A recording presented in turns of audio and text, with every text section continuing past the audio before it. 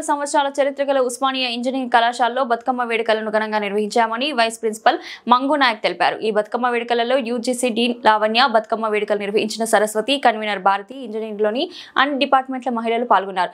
ఈ సందర్భంగా వారు మాట్లాడుతూ బతుకమ్మ మహిళల పండుగ అంతేకాకుండా ఆనవాయితీగా నిర్వహిస్తున్న పండుగ. ప్రతినిత్యం మనము పూలతో దేవుని పూజిస్తాం, కానీ బతుకమ్మ పండుగ రోజు పూలనే పూజిస్తాం. ఈ బతుకమ్మ పండుగ తెలంగాణ ఉనికిని అస్తిత్వాన్ని చాటే పండుగగా కొనియాడారు. కాలేజ్లో బతుకమ్మ సంబరాల్లో పాల్గొనడం నేను ఎంతో అదృష్టవంతంగా భావిస్తున్నాము. ఎందుకంటే ఈ బతుకమ్మ అనేది తెలంగాణ సంస్కృతికి ఒక చిహ్నం.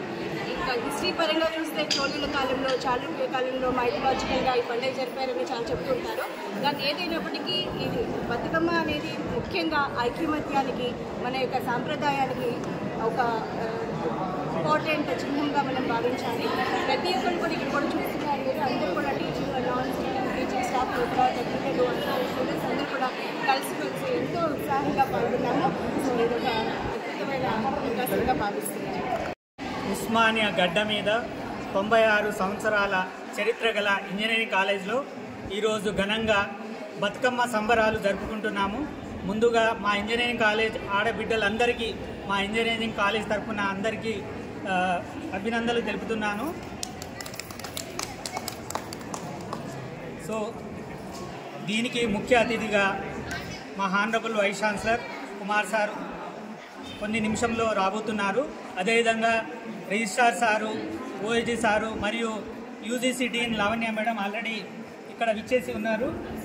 సో వారికి మా ఇంజనీరింగ్ కాలేజ్ తరఫున ప్రత్యేక ధన్యవాదాలు. సో ఈ బతుకమ్మ సంబరాలకు ముఖ్య చైర్పర్సన్గా మన సరస్వతమ్మ మేడం మరియు కన్వీనర్గా Bharathi madam from EC department. So ఇది ఆనవాయితీగా వస్తున్న పండగ.